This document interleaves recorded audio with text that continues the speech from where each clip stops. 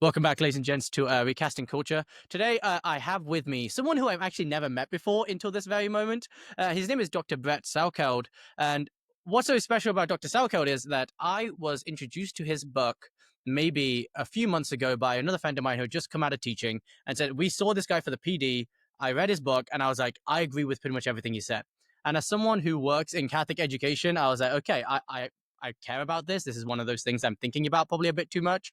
And so if there's someone I could talk to, it's probably the guy who wrote the book. And he was very gracious enough to come on indeed to this episode. So Dr. Salkard, I'm going to let you introduce yourself and then we'll get started. Great. Well, thank you so much for having me. You know, when people write a book, they're happy if other people want to read it and talk about it. So I'm grateful for that opportunity. For those who don't know me, I'm the theologian for the Roman Catholic Archdiocese here in Regina, Saskatchewan. I'm the founder of Making Every Class Catholic. That's in the subtitle of the book. I live here in Regina with my wife, Flannery, and our 7 children. My day job involves training men for the diaconate and other things. Once you have a theologian around the office, you find out that they come in handy for different kinds of things. But I write and I speak and I podcast and different things. I have an online community for Catholic teachers that you can find at makingeveryclasscatholic.com. And then I wrote that book that you mentioned and have been traveling around a lot doing professional development with Catholic educators across North America. Yeah, well, and again, thank you so much for coming on. And I guess we'll just dive right in. So let me kind of tell you this situation that I find myself in a bit often, and then I kind of want to see what your take on this is. I don't like throwing people under the bus, so I won't do that. But let's just say we had a professional development day. And in this professional development day, one of the struggles that I was facing was, I work with students every day. And you see them and you encounter them. And the thing that I think that is lacking in kids' lives today is not skills as much as like purpose. And so what I noticed was I went to this PD, and in this professional development day, this guy, very well-meaning, I'm sure, is very well-intentioned. Pretty much the entire presentation was about how we need to incorporate more technology, more STEM, more AI into our classrooms, and that because we need to get these kids jobs. And like that was like really the underlying like message that he was putting across. Right. And I remember just sitting there going, I've seen these kids with technology and I've seen these kids without technology. So when I take them on retreats, they don't have technology for 3 days. They're probably the most alive I've ever seen when they don't have technology. Right. But they're so sedated when they do have technology. And it seems to me that something's going wrong if the only message we have is more technology, which, I'm not against technology, but that's beside the point. But I remember reading your book and I was like, that's not the vision you're putting forward. So Right. What's the disconnect that we're seeing here? Yeah. Well, I think skills are great. Jobs are great. I'm all for them. I hope people have them, right? I want that for my own kids. When they graduate from Catholic school, I want them to have the skills that they can get a job, and I will think my schools have failed if they are unemployable, because they lack the skills. But what you point out is exactly right. That in itself, and especially an emphasis on technology in itself, does not give them any reason for living. What's your job for? Like, why do you need one? What, like, to make money for what? Eventually you have to figure out that your life has to have some meaning and some purpose. You can work your tail off. You can develop a lot of skills, be really intelligent, have a lot of things that you could offer a job market and be a pretty miserable person and not know what your life is for. And I think a presenter who speaks like this, they're talking about a real good, but they probably haven't stopped to think about how that good relates to other goods that make life worth living. And it's very easy to just presume that schools are about skills and knowledge and jobs. And because in a sense they are, right? Like they're not doing their job if that's not part of what's going on, right? So it's really easy to abstract from big questions about what makes life matter, and talk about these things because they do have their place. But then for the teacher who actually encounters the students face to face to say, like, what they really need is a reason to do anything at all. whether it's this technology, that technology, this set of skills, that set of skills. They need an answer to their life's question, and the technology is not going to provide that. At best, what it's going to do is it's gonna numb us enough that we don't have to face the question squarely, right? And Yeah. and we'll numb ourselves with video games and porn and substances and Right. and doom scrolling and whatever, but we won't actually like face up to the fact that our life poses a question to us, and that we won't be satisfied if we're not at least pursuing a satisfying answer to that question. And so it's just a lowering of the horizon of what human life is all about, right? And we do that for a few reasons. I mean, I think one reason we do it is because we live in a pluralist society, and so anyone who puts forth a sort of robust answer to the question, what are people for, is seen as being exclusivist in some sense, right? And you're not allowing other people with who have different answers to that question to engage. So we pat people on the head and say, it's nice for you to believe things on your own by yourself in private or with your family or at your church about the meaning of life. But here's where we do the real work. Here's where you learn algebra. And that's really what your life is all about, you know? Yeah. It's very easy to fall into that and then do it for, you know, a few decades and have a bunch of young people in a mental health crisis. That's not the only reason for the mental health crisis. But basically a societal crisis of meaning, which leads to things like political extremism, addiction to technology and other things, family breakdown. I mean, there's no end of it. But do we ever stop and say, okay, so are we actually doing more than skills and knowledge for the job market? Is life about anything more than that? Yeah. Yeah. See, I think that's fascinating because, you know, I work with these teachers and these teachers care about their students and the administrators care about their students. It's not a malevolent, we just want you to get out of our system. So here's everything you need to know and get out. It's Right. like, we care. And so we think the best thing we can do for you is to set you up with as many skills as possible. And like, that's really the crux of it. But I think it's so fascinating that, I don't know, you look at like, so I do this assignment. I stole it from one of my professors when I was in college. And his assignment was the very first class, write your own eulogy. So you're dying at 30 years old, write what you would want people to say about you when you die and like drop that in. And I stole that and I gave it to my high school students. And no one's talking about the skills that they're doing. Right. No one's like, I crushed that algebra exactly. exam. Right. No one's like, I died as a world level, like Python, like coder. Like no one's saying these things. They're saying like, I want to be a good father. I want to have a good family. Like maybe I do want to be successful. Maybe I do want to like build something worth sustaining. But it's the reason why they're doing these things are the things that they're speaking about and mentioning. And you're like, okay, so there's clearly something deep within you that desires this, and we're not quite tapping into it as successfully as we should. Now, I think something you said was also interesting, which was, you know, this idea that we're in a relativistic society, pluralistic society, where nothing really matters. It's like really it's up to your own individual to kind of figure out what you want to do. And you said in your book, what a burden to put on kids.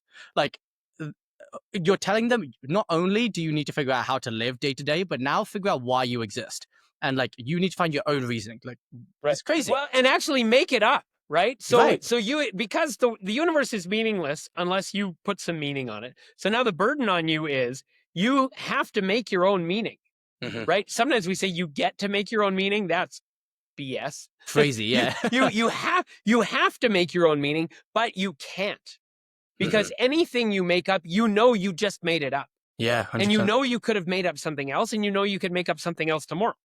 And if that's all you're left with, then you're going to give up. You need some measure of reality outside of yourself to be able to say, even if you don't get it perfect, I mean, you don't have to be such an egotist that you think you have captured truth in a bottle in this perfect form that no one, you know, but you at least need a sense that there's some measure outside of yourself by which you can gauge whether the things you think are true or not, whether they actually reflect reality. But if you're just supposed to make up your own meaning, it's actually an impossible task.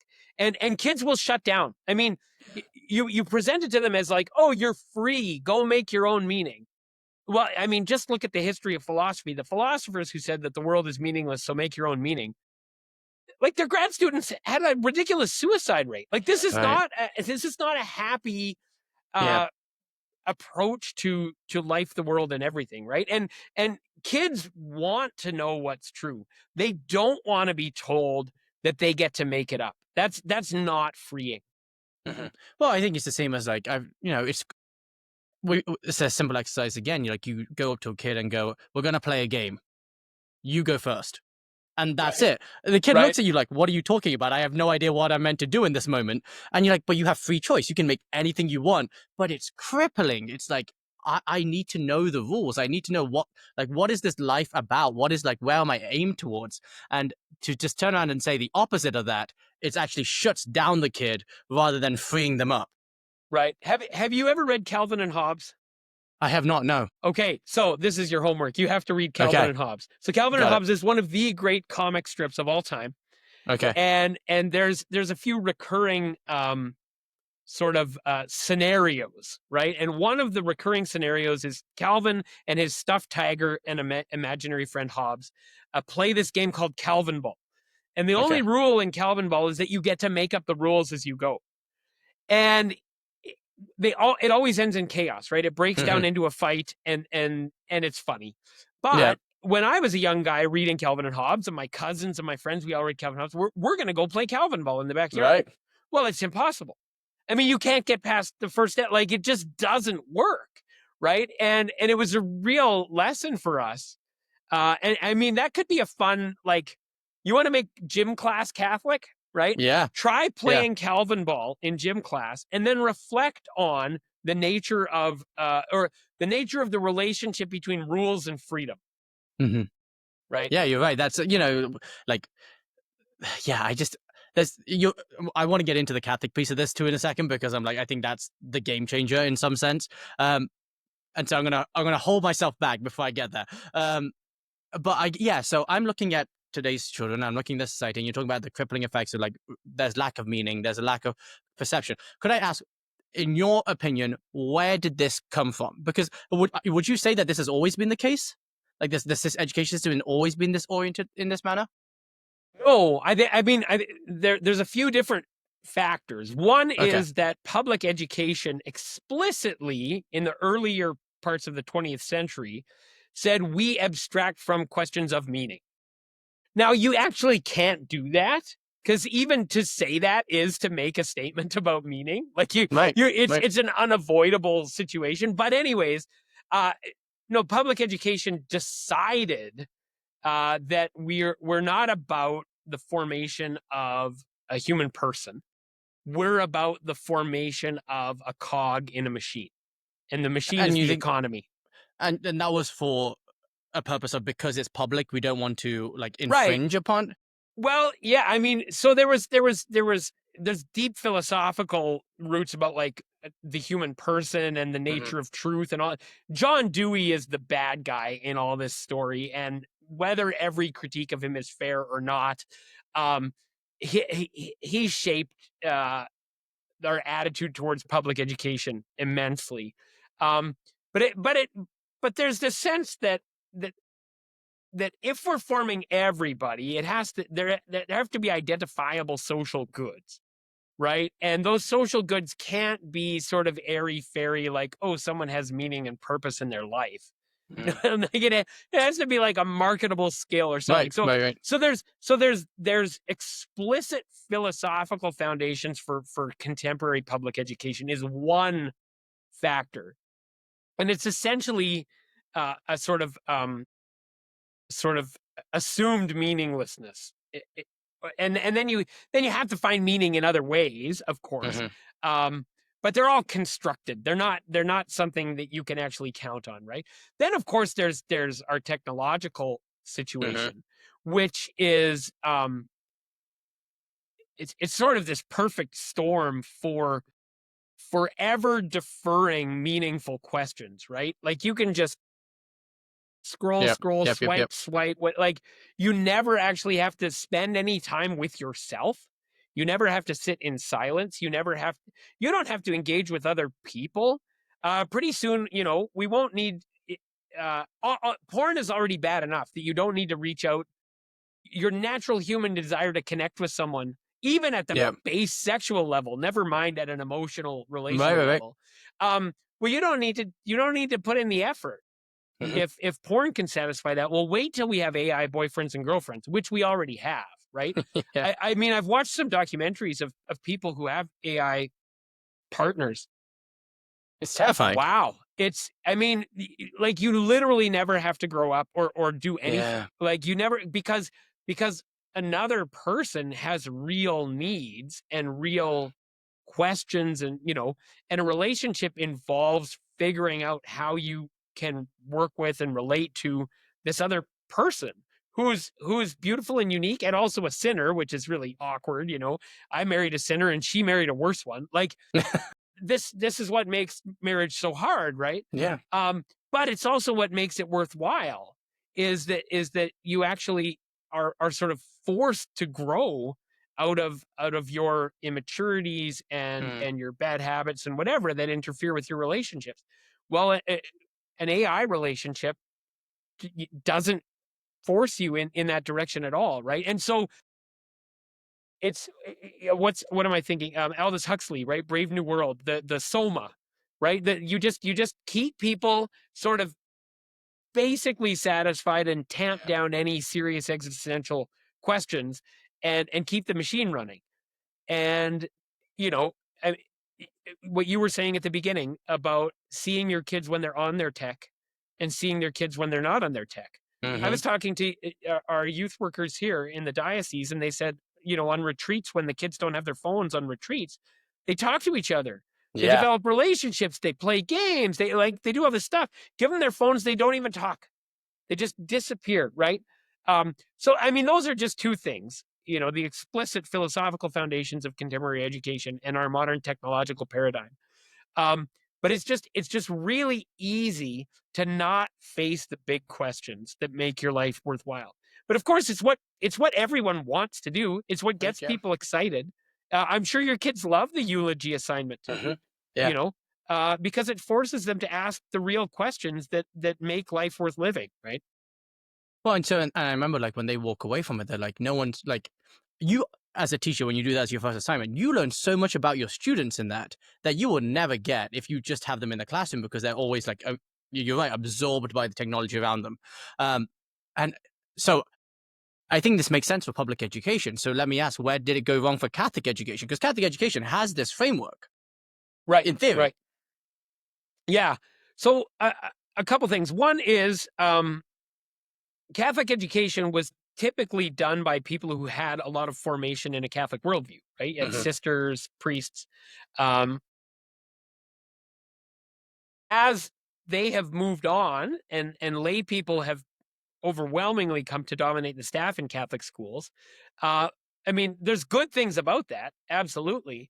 Um, but when the average formation of a lay Catholic got less and less, and the culture got more and more distinct from Catholicism on various points, then more and more of the people doing the teaching, through no fault of their own, more or less represented the general cultural consensus rather than any Catholic distinctiveness. Now, this has become glaringly apparent in the last 5 years, and Catholic schools are very intentional now about trying to turn this around. But it was kind of a frog being boiled in the water, right? Because for a long time, the cultural presuppositions and a Catholic worldview had a lot in common. And that didn't change like overnight. It was a gradual thing. And so, and the church in the 1960s started saying we need to be more open to the world. And there were things about that were true, right? But sometimes that was done in an uncritical way. Hmm. And then layer that on to, just less and less explicitly Catholic formation. And it sort of slowly happened that Catholic identity became more and more marginalized, Hmm. and more like decorative rather than Yes. substantive, Hmm. and of course there's exceptions to all these things, but I think that was the general pattern. And now a lot of people are saying, no, we need to be clear and intentional and explicit about Catholic identity, but that's going to mean like real investment in teacher formation. I'll talk about where I'm from, right? So I went Hmm. to the University of Regina's education faculty, highly regarded education faculty. Um, a third of those people would go work in Catholic schools, and the rest would work in public schools. Our formation was exactly the same, whether we Right, were right, working in right. Catholic school or public school, right? So then you hire these people from this program that trains them to teach in the public schools. You hire them to work in a Catholic school. Then you tell them it should be Catholic, but no one's ever trained them. And then you blame them when Hmm. it's not Catholic enough, right? That's our favorite Yeah, thing to do. Blame mhm, teachers who we never trained yeah. for not being Catholic enough. Well, teachers are pretty close to your average Catholic. If you Hmm. take 1,000 teachers and 1,000 average Catholics, their formation is going to be pretty close. You're going to have some with a lot and some with almost like counter formation, right? Yep, yep. And then you'll have a whole bunch of people of goodwill in the middle who want to do what's right and good, who are basically sort of committed to the mission in as much as they understand it, but have never been given a really clear, compelling picture of what that mission is, or how Catholic education fits in the mission of the church. And so you get these sort of vague, well, we love our students, which we certainly do, and we want to serve them, which we certainly do, and maybe sometimes we talk about how we're nicer than the public schools, which Yep. sometimes we might be, but maybe Right. sometimes not. But we don't have a lot of really clear language for helping these teachers who are people of goodwill who want to serve the mission think about what it is they're doing differently in a Catholic school. Yeah. And now we're starting to develop it. And everyone I encounter sees the need for it. But it's a big task It is. after Yeah. after after a couple generations of not thinking very and again, I'll say there are exceptions here. I don't want to say that, because there are people who've been working on this, and I don't want to pretend that they did nothing, right? Right, right. But as a general pattern, a couple generations of not really being attentive to this. Hmm. And and it seems to me that it makes sense to me why it slipped out of the forefront of your mind. And like, there was a book that I was reading recently. I think it's Dr. Deneen's book out of Notre Dame, and he points out like the presuppositions that kind of built society have kind of been attacked by ourselves, and now we're losing the things that we valued, which were predicated on these presuppositions. But we no longer believe in the presuppositions, so we can't build them back up. And Right. I kind of like, well, okay, so we cared about value, we cared about virtue, we cared about meaning, but the things that those things were built on, we no longer respect, we no longer value as a culture anymore. Right. So it makes sense why now we have it's a fight. Like this is now a valid like uphill heaval to like, okay, we need to reform, we need to like, let's go back in some sense, and it's not necessarily a traditional movement, like let's just go to the back and just re-establish, but like let's bring meaning back, let's bring framework back. Um, and so I think it's fascinating to me that there's a part in your book where you mentioned, I think this is kind of connected to this, is that in most, I don't know if I don't want to say for most, in a lot of Catholic schools, um, religion is the class of like trust or like faith, and Right. all the other classes are the real classes. They're the ones that you really got to pay attention to. They're the ones you really got to think through things. Religion is God loves you, and he says a few things, and we believe those things, sure, but it's not that rigor to it. And I think the reality is, another part in your book which really stuck in my head is, if a student walks out of a Catholic school without having some sense of the breadth of the effect of Catholicism on the world and in their vision and the way that they were formed, like it's a complete disservice. And it Right. seems to Right. me, if we have the idea that just religion class is where you learn about Catholicism and like their beliefs, and everywhere else is just the real classes, then there's just no way that's going to happen. Right. Yeah. I mean, yeah, a few different things here. I mean, one is, you could have a Mickey Mouse style religion class Hmm. where the general sense from the broader culture that religion is a matter of opinion, right? Hmm. Science deals with like hard facts, like Right. this is true or not true, and we can measure whether it's true or not true, right? But religion doesn't deal with truth; it deals with opinions, and you can have yours, and I can have mine, right? So, there's a legitimate room for tolerance and respect for conscience, but but that doesn't mean that religion isn't about the search for truth. In fact, if you really want to respect the conscience of a person who disagrees with you on a religious question, you acknowledge that they're trying to know something true. And you might even, if as a person who disagrees with them, might even learn something good and true from that encounter. But to pat people on the head and say, well, it's nice that you believe things, is actually not really tolerance. It's actually like it's paternalistic, right? And so the Mickey Mouse class is one form that this can take, right?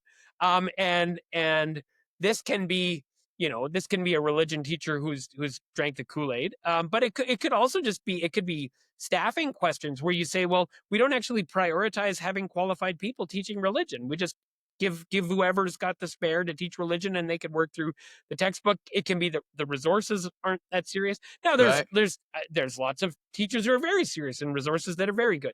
But even when you have those, then you can still run into the second problem, which is a kind of disintegration across the curriculum. So yes, if there are certain presuppositions about life and the world and the human person and God in health class, and those are different than the presuppositions in religion class, but the tension between those two things is never addressed explicitly. And the student is just left with the tension, and they have to choose between the worldview on display in English class or psychology class or whatever class, and the one in religion class. They're not always going to pick religion.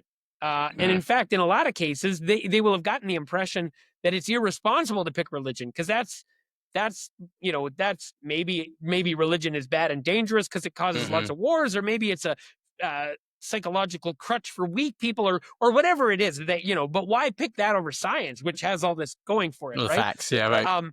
And so my son the other day was reading a psychology textbook. It's Catholic school. But there's nothing specifically Catholic about the psychology class, but the textbook is written from another point of view. And the point of view in that psychology textbook is that kids should really be responsible and use contraceptives when they fornicate, right? Now, if that's the worldview, then you're going to get psychological studies that say, like, kids who have healthy, open conversations with their parents are more likely to use contraceptives. And that's a good thing. And they don't even have to say, and that's a good thing. It's baked in that that's a good thing. So you hear on the one hand that kids who with healthy, open conversations with their parents, which is obviously a good thing, right, end up using contraceptives. And then you hear down the hallway in the next class that Catholic Church is against contraceptives. And nobody ever says, well, this psychology textbook was written from a certain worldview that just presumes everyone is going to fornicate and there's nothing wrong with it. And if they are going to do it, they should do it safely. And even things that we might agree with, like it thinks probably delayed initial sexual activity is probably good, right? That's another thing. Right. People with open, honest conversations with their parents tend to delay initial sexual contact. That's good. Yeah. Right. And then when they do initiate sexual contact, they're more likely to use contraceptives. And you're like, okay, there's something good, maybe. Yeah. But what is it? And there's something bad, maybe, but what is that? And how does that relate to this? And like, if we don't do that work of showing how the presuppositions here don't map onto these other presuppositions, then a kid is left with a disintegrated worldview that's being presented to them.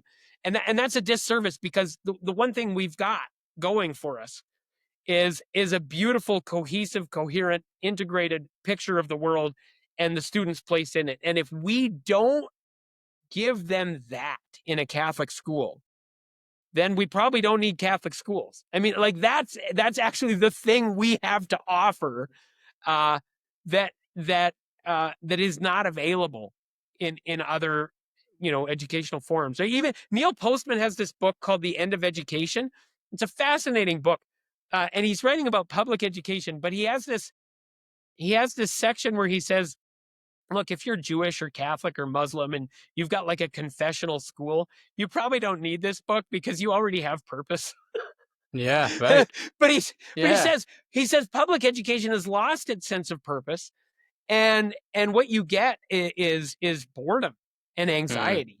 And he's writing as he's a Jewish person, but he's writing for a public education audience. But he has this little aside that says, if you belong to a religious community that has a coherent, integrated worldview that can tell people about their place in the world, you probably don't need the rest of my book. Yeah. Which is Yeah. super telling.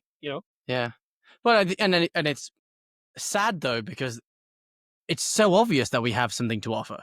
It's so obvious, like even just aesthetically. I mean, like walk into any church that's built in, and you're like, okay, like there are some not so well built church, but there's the beautiful churches. When you walk in, you're like, what is this about? There's clearly something to be discovered here. There's something that they have to give me that I want to find. That's not me making it up, but that is built into this, and I'm discovering it. And it's a shame that what people from outside should see goes, oh yeah, he went to Catholic school. He knows he knows where he's going. He knows what his purpose is.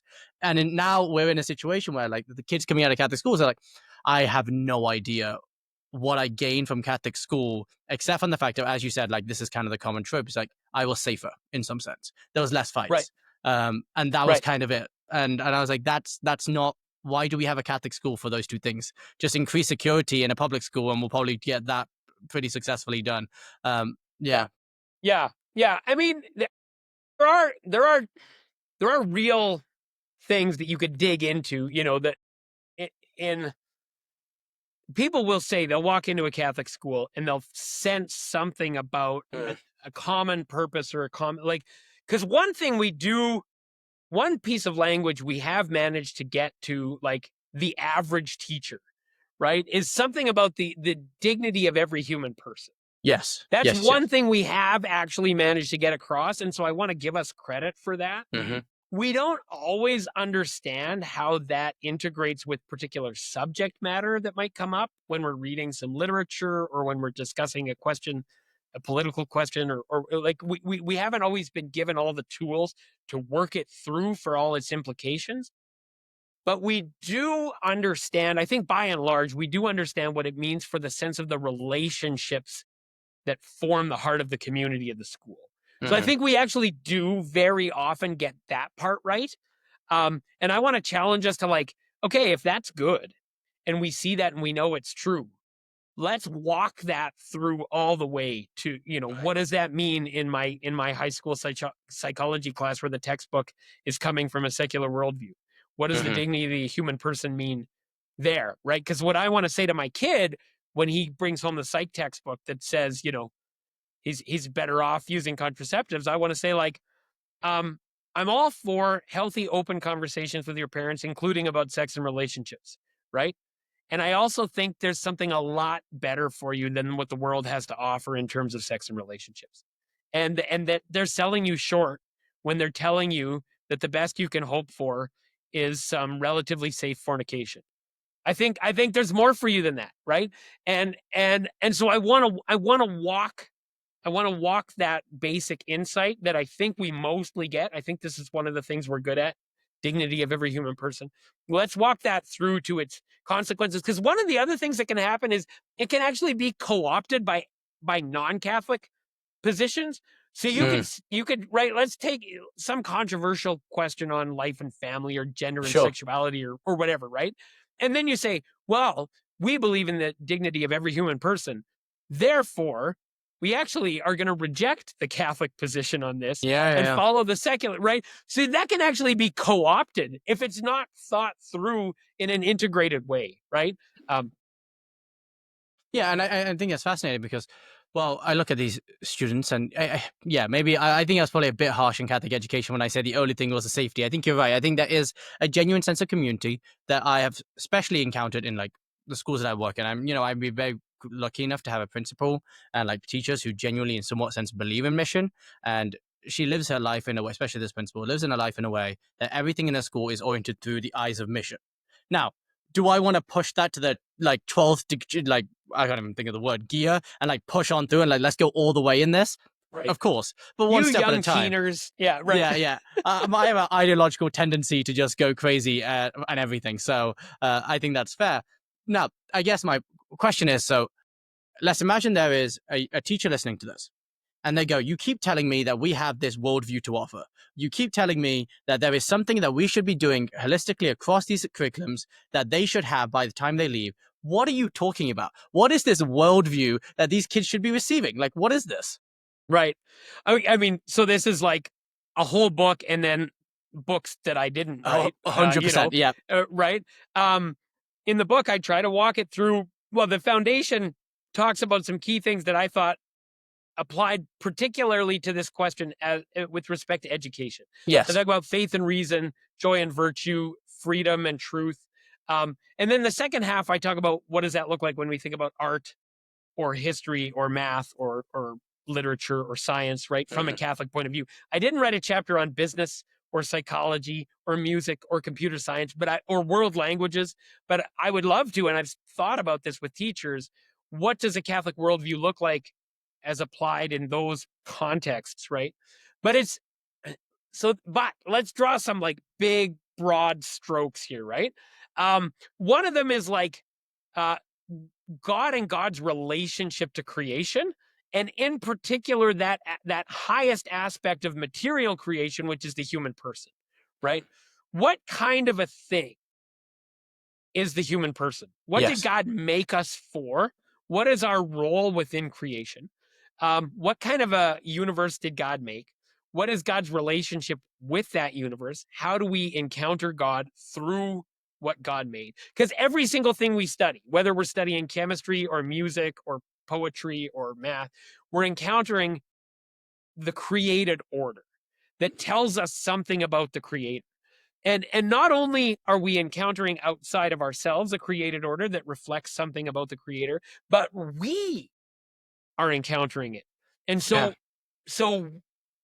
we're the only things we know that do art. We're the only things we know that do math. We're the only things we know that write poetry. So what kind of a creature are we that we engage in creation with this way? So there's both the objective reality outside of ourselves, God and the universe, and then there's the subjective reality. I'm the subject, and I'm the one encountering this, and I'm the one with a call from God to relate to the world in a certain way and to have a vocation. And so those are the big picture framing questions that I bring to every single subject. And they've been remarkably fruitful when I take them to teachers and I say something like, no, instead of like, when are you ever going to use math, right? And then teachers can find one or two examples, and then after that, it starts to feel like a stretch, right? And kids are like, I know I'm never going to use this. And then, I mean, you could get creative. You could be like, you might not use algebra, but the skills you build by doing algebra, those are real things that are transferable. And that's legit, True. right? Yeah. That's true. But to go another level and say like, you're the kind of creature who can reflect on the nature of material reality through something like number. Like, what the heck kind of a thing is number? Well, number is not something you can ever put in your pocket, right? It's only something you can recognize with your mind, which means by definition, it's a spiritual reality. And then you can find that no matter what you do in the world, this spiritual reality of number is internally consistent and coherent. Math works transculturally, translinguistically. It just works, right? It's built in to the stuff of material order. And then you can put those things like numbers in relationships with other numbers and make things like equations. And you can do this to such a degree of complexity that you can like shoot a rocket up somewhere and reliably predict that it's going to land a rover on Mars. Right? So this is all spiritual work, and you're the only creature we know that can do this. Yeah. We don't know any other creature that relates to the created order in this way, right? So God has made you a steward of creation, and you're a unique kind of a thing within it that has moral responsibility, that has a call to, like no one blames, the zebra mussels who are messing up the ecosystem in the Great Lakes for like not living up to their vocation. Right? Yeah. Maybe we should, but right. We blame the humans who let the invasive species in, right? Right. Because we know that we have a certain sense of responsibility. So what does that mean? What does it mean to be the only creature that writes poetry? what does it mean to be a creature?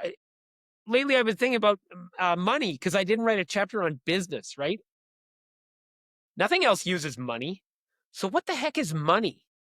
Money is a symbol set, right? Like we don't I don't give you a piece of gold that is worth some amount of money. So that it's just a barter system with some pieces that are easier to exchange than others.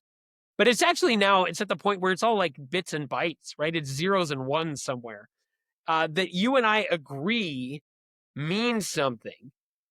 And then we all act according. Like money doesn't work if we don't trust each other. Right.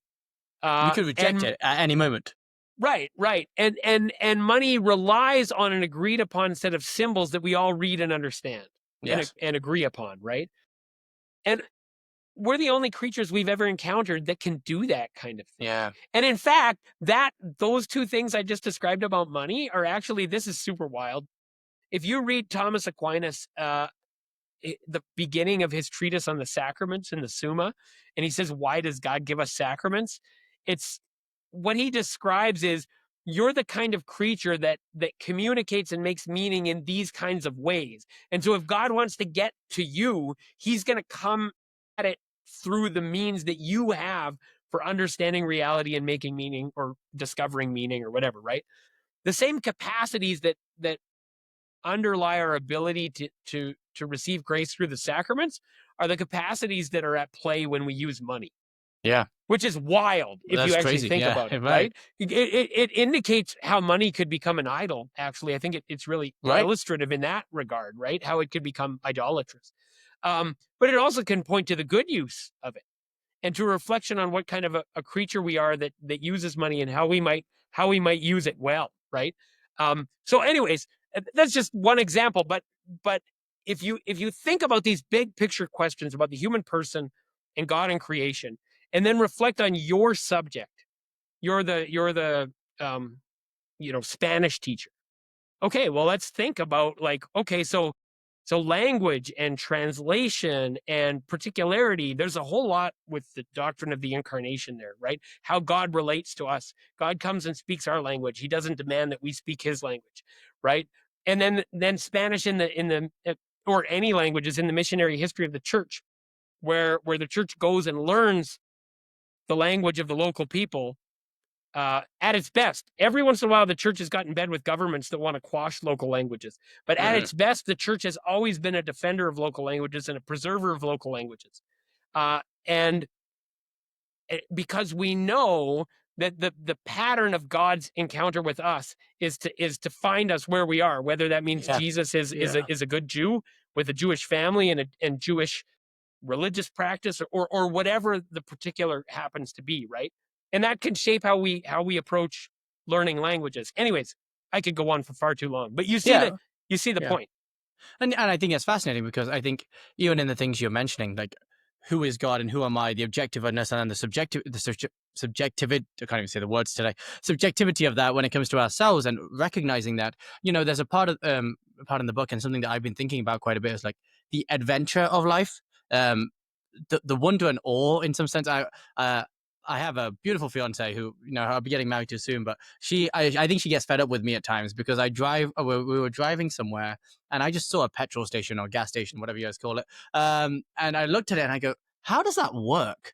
Like, what does it mean for us to have figured out a way to pull liquid from down here up there to like fill a car and it's just this wildness and like the craziness of who we are and what God has created us to be and the craziness that we have come up with, which are, as you said, are the same suppositions that allow us to recognize him, like our ability to think, our ability to rationalize, ability to look towards something greater than ourselves and come up with, like, this is true. We recognize this. And I just think we look at education and we could go into every one of these classes and go, okay, like, I think especially the chapter on numbers that you wrote on math, it's quite a difficult one because I think you're right. I think it's very easy to dismiss that one because like I don't use this in the real world and like how does this tell me anything about God but the order and the rationalness that you have been endued with, that you can do that you can look at abstract things and use them in relation to each other. Like, what does that mean? Like, we're saying these things and we're like, we understand them. We pretend to understand what we're saying in some sense.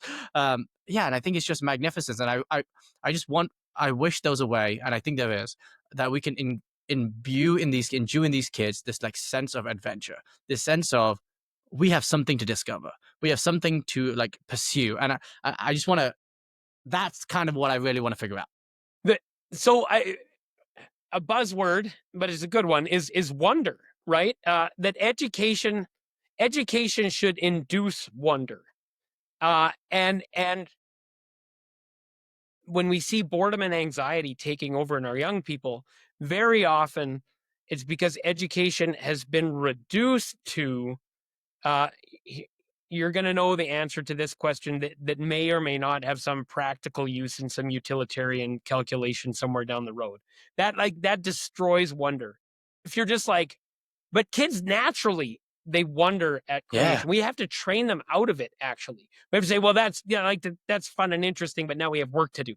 You know? Instead of like, yeah, like every single thing, like our family went on this like where every night before we were bed, we were watching videos about how they made different cheeses in different parts of the world. Because one day my son was like, how does milk become cheese? And I was like, well, I have a vague sense of how milk becomes cheese, but I don't have a great answer for you. So we're going to look up, we're going to research how milk becomes cheese. And this is wild. You know, what you need to stimulate the chemical reactions that start milk turning to cheese is something from the lining of a stomach, which means technically that milk is partially that cheese is partially digested milk. That's fascinating. Right? It started the digestive process, which makes it much easier to preserve in the long term and all this kind of stuff, right? And so cheese becomes this like incredible like caloric preserver of dairy products, which are going to go bad quickly if you don't, right? Anyways, so cheese in human culture is actually like this huge thing.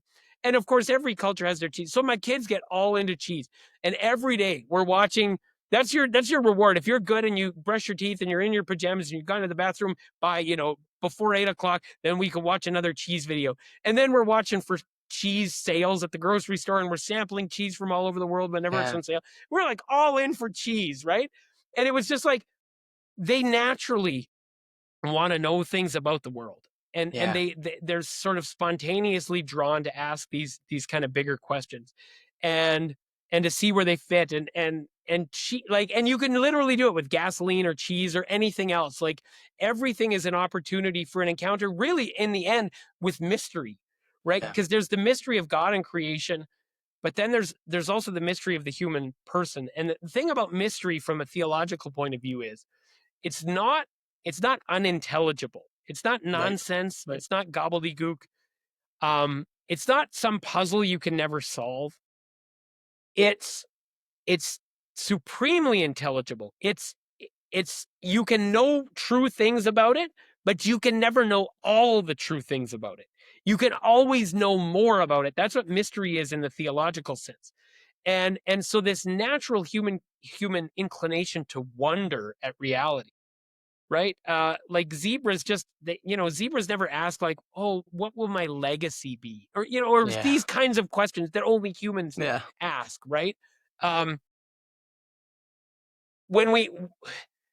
An education that engages that aspect of the human person is going to get kids engaged. They're going to love what they're doing.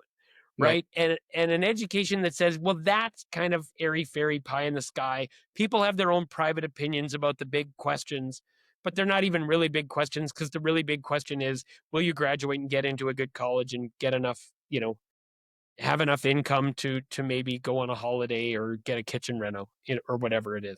Yeah, and that's a shame, because we have relegated the bigger questions to somehow the smaller questions and the questions of less significance, which, I think a lot of it is that doom scrolling, is the absorption. And, there's a thing that Professor O'Malley, who I took class in, says, like, speed.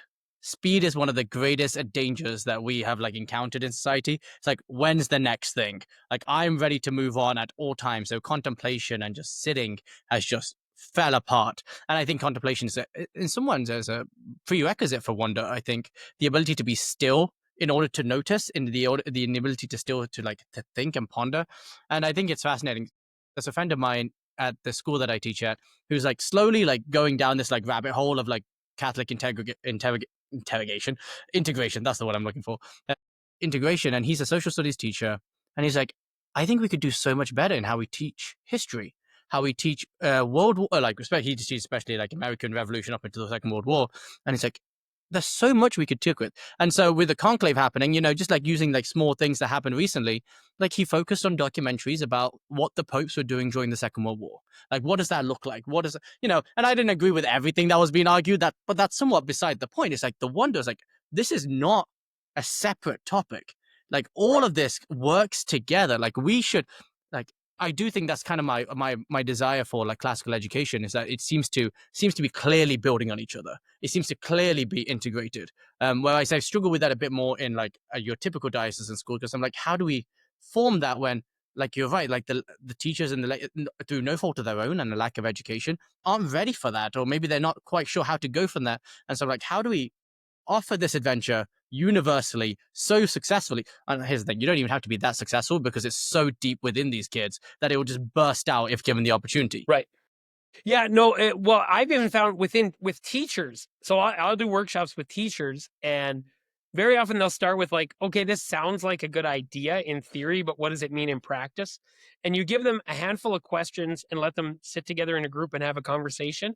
They come up with brand new stuff that I never would have come up with every single time. Because once they change the lenses, like the concern is, oh, I don't have time to go get a master's degree in theology. I can't be an expert in all the stuff, right?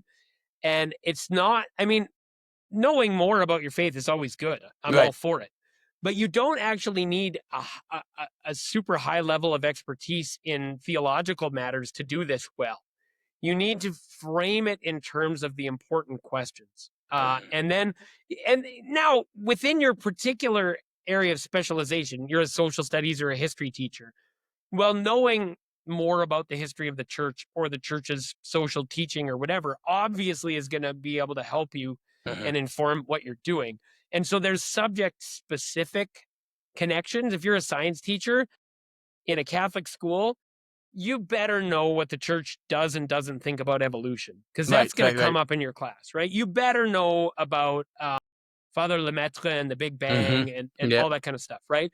So there's some basic things that are related to your subject. If you're the psychology teacher and you've got a textbook with those presuppositions, you should have thought about them and how you're going to handle them, right? And if you don't have the expertise to do that, go talk with a colleague or a priest, or and say, and think it through, right? But if you actually have expertise in being a teacher and in your subject area, then you're a lot of the way there, right? Because the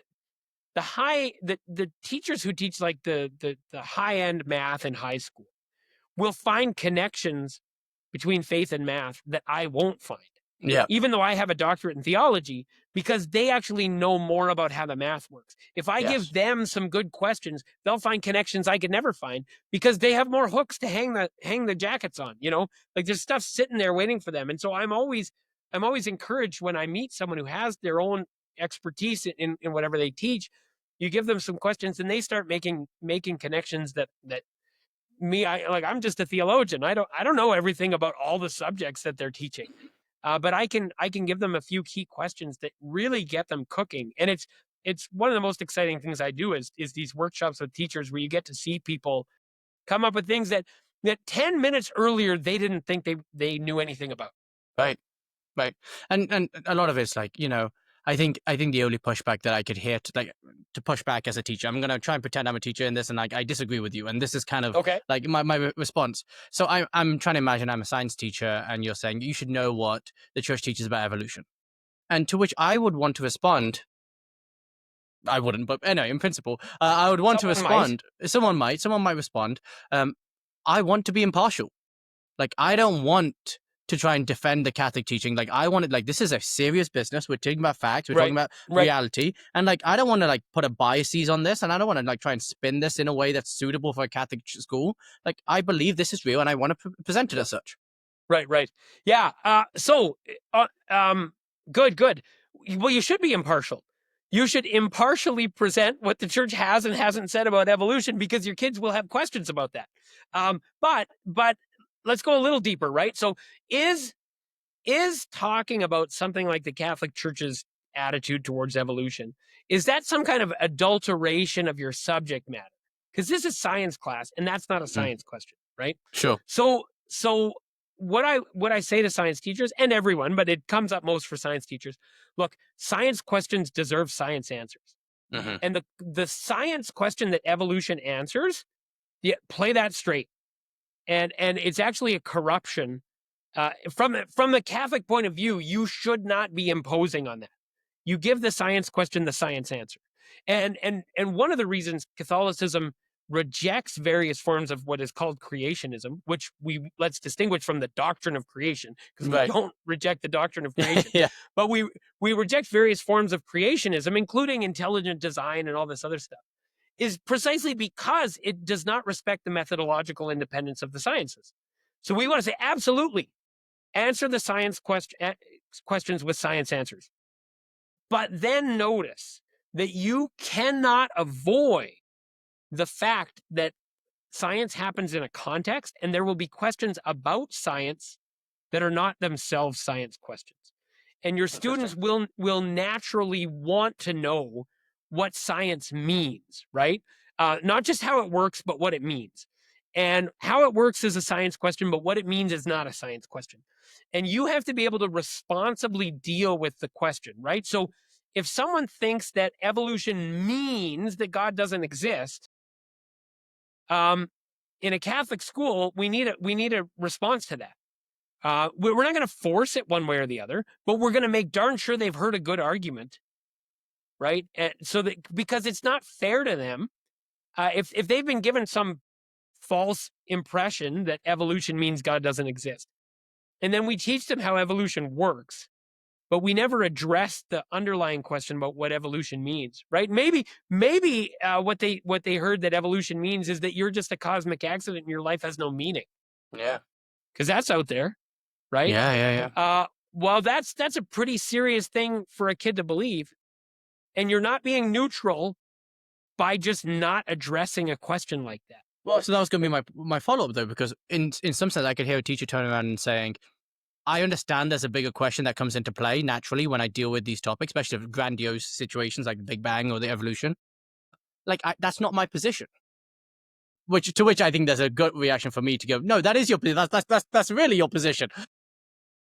Like, that's not my position. Like, I don't want to. They can decide for themselves. Like, back to this pluralistic, relativistic idea. They can decide for themselves what they think. I just don't want input on it. Right. So we do want to respect the freedom of the student. Right? Yes. We're not imposing anything on them. So the teacher is right to resist imposing something on a student. But notice that that the pretense to neutrality doesn't actually work, because the students are getting the impression that this means something from somewhere. Mm-hmm.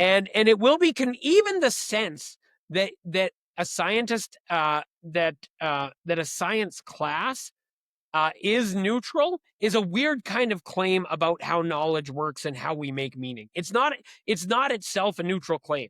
So I think you want to say, on the one hand, when I'm just presenting how the science works, I'm just presenting how the science works. But if I imagine that is not embedded within bigger questions about life, the world, and everything, and that even my silence on those things is a kind of answer, then I'm actually doing a disservice to my students. I'm better off to do it above board and be honest about what I'm doing. If I'm teaching in a Catholic school, I don't have to say you have to believe what the Catholic Church believes. But I'm derelict in my duty if I leave people with a false impression, right? If they've picked up false ideas from somewhere and we do nothing to address it because we're neutral, well, that's not really neutral. That's just giving the field to falsehood. And it's also just in general, I don't care if it's science or any other subject. If you want knowledge to be meaningful to people, you can never stop at just how does it work. Right.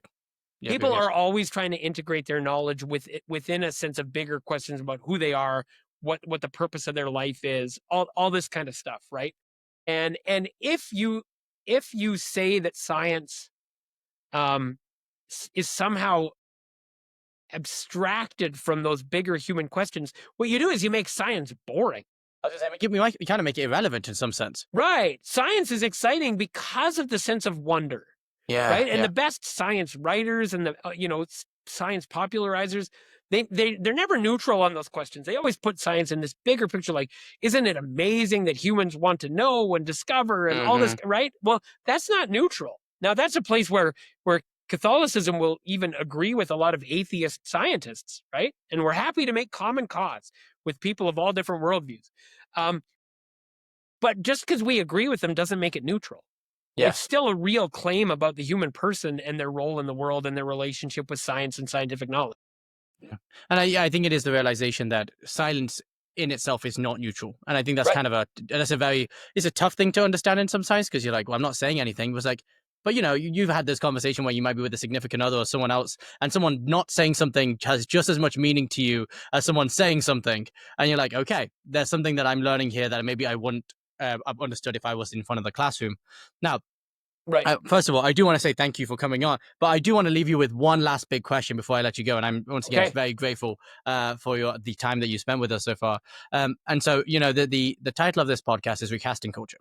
And the reason I labeled it as such is that there was this quote from Dorothy Day that I think Dr. John Cavadini mentioned to me and to the class that he was teaching, where he wants to build a society where it's easier to be a saint than it is to be a sinner. And I may have butchered that quote, but that's kind of the notion. And so I was looking at the things around me, and Catholic education was one of them. I was like, I'm not convinced the cast or the mold that we have for this right now is the best one. And I think there's a better way that we could form students and form kids to have virtue, to have purpose, to have adventure. And so I guess my final question to you is, if this is a Catholic educator sitting here right now listening to this podcast, and they're like, you're right, I do want to give my kids a purpose, a meaning, something that they can discover, that's real, that they don't have to make up, and that they can cling to and search for. But I don't know what that looks like, and I don't know how to do it, but I want to. What would you say to that teacher? Start by zooming out and thinking more about the formation of the human person than about the transmission of knowledge or skills. Okay. That's the short answer. Go big question of what does this mean more than what is it exactly? Right. And what am I doing? What is my goal here is to form a person who can live well in this life and the next. And then I'm still going to teach algebra. But my end goal in teaching algebra is not that they know some algebra that they might or might not ever use. My end goal in teaching algebra is forming a person who can live well in this world and the next. And to think in those bigger, that is the noble calling of a Catholic teacher, is the formation of the human person, right? Now, there's going to be all kinds of particularities based on your social and geographical context, based on the age you're teaching, the subject you're responsible for teaching, and there's all the particularities. And you already have a lot of expertise in those kinds of things. And you don't need all new expertise. You need a new frame within which to make sense of this expertise. And the simplest frame I can give you is your job is formation, not data transmission. And if you can think in those, or even skills, not even just skills transmission. Now, data transmission and skills transmission will still happen, but understanding why we're doing them, if we see them as ordered towards the formation of the human person, we're going to do them much better. Yeah. We're not actually in a zero-sum game where you're like, oh, well, since you're focusing on formation and not on data and skill transmission, then we're going to have a real lag in actually transmitting data and skills. And like, no, actually you won't. you'll get better at data and skills transmission if it's done in a bigger picture that makes sense of the human person, right? And so we don't need to see these things as being in competition with each other. They're actually, one elevates the other. When you put the human person and their eternal destiny at the center of what you're doing, you don't get worse at math. Yeah, I think you're right. I think if anything, it makes it all the more important. Like, I want to do this even more, all the more so. And I told you that was a lie, that there was one last question, but now that you said so, I have one last thing. I promise this is it. And the same question, but imagine you're a student and maybe your teachers aren't completely on board with this mission, and you're listening to this and you're going, yeah, I do want to know more. Like, I do want to wonder, and like, I don't think I ever see that. Like, where do I go for this? Like, clearly my teachers aren't on board yet. Right. That's interesting. Well, I mean, I think one of the things we see, the growth of like long form podcasting, it is a result of kids like looking to have big questions dealt with seriously somewhere. And if they're not dealt with in their educational institutions, they're going to find it on the internet or, something. Right. So I think that like their hunger is showing up in those ways. I think there's a way of gently inviting bigger questions. Now, you might have some teachers who just shut it down, right? You ask a big picture question, they say, that's not what we're doing here. Let's get back to work. But I think probably most teachers most teachers find it exciting, actually. Even if it's not what they've been trained to do, even if it's not how their lesson planning is normally built, they find it exciting when kids grab onto something and run with it and start making sense of their life, right? If you're like, let's say you're a poetry teacher and some poem just lands with a kid and they get all excited and they start making these bigger connections with their life. You love that. Yeah. Even if you haven't conceptualized yourself as introducing the bigger questions, maybe in your lesson planning, you're like, how do I get across iambic pentameter or whatever the thing is, right? But no, I mean, in general, like, look, teachers go into teaching because they love kids and generally because they love their subjects. Right. The teachers, like math teachers, generally love math. So if you are a person who's engaged with this in a deeper way than they've typically seen, they love it. They love it. So you could be a kind of a witness to them that now they'll be tempted to see it as like you're a weirdo, not in a bad way, but they're like, you're one of those special kids who sees these big things. But they might not realize that they could cultivate that so that more kids would gravitate towards that. Yeah. They might think that most kids are bored and anxious and not really interested in the subject matter by nature, and by some fluke you end up with a few who are. But it's actually the reverse.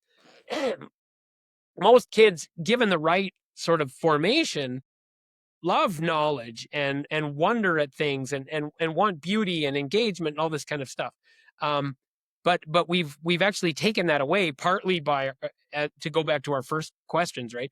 Our technological paradigm and our sort of unspoken but tacitly agreed upon social common philosophy of public education, right?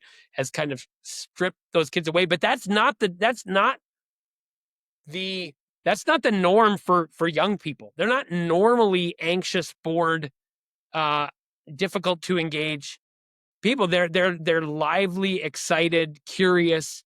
That's normal. And there's a bunch of social factors that have flipped that for us. But if you go to one of these schools that gets this, the kids are they're alive. Yeah. And it's not actually rocket science. Like and there's schools, they're popping up like mushrooms all over the place. Schools that are really embracing a more human approach to education, and you see that the kids are happier, they're healthier, they're engaged. So anyway, yeah, and I think that's right. And I think even teachers, the question was for the students, but I think it's true when given that opportunity to engage a student in that real way and something that grasps them, like, you become a teacher for that. But you become a teacher because you want to see kids' lives change. You become a teacher because you want to say, like, this, I love this, and I think it impacts who I am deeply, and I want to share that with you. And just the opportunity to see that. Yeah. Well, thank you so much again, Dr. Salkeld. I appreciate it. I really do think if you're a Catholic educator, you should get this book. Educating for Eternity. I think especially that first section, I've like highlighted and colored up a few things. That first section of just that framework, I think, is just so essential. And then to dive into a topic, subject by subject, I think has just been absolutely interesting, even for someone who's not a teacher in those subjects, just to see how those things could be seen. I think it's really, really cool for me to witness. And Awesome. so thank you for that. I You're really welcome. do appreciate it. Can I do a little plug? If anyone Absolutely. is I was going to keen, ask. if anyone is keen, we got a Facebook group, Making Every Class Catholic Facebook group. So you can join, you can share your ideas. I post stuff there a few times a week. If you're really, really keen, you could go to makingeveryclasscatholic.com.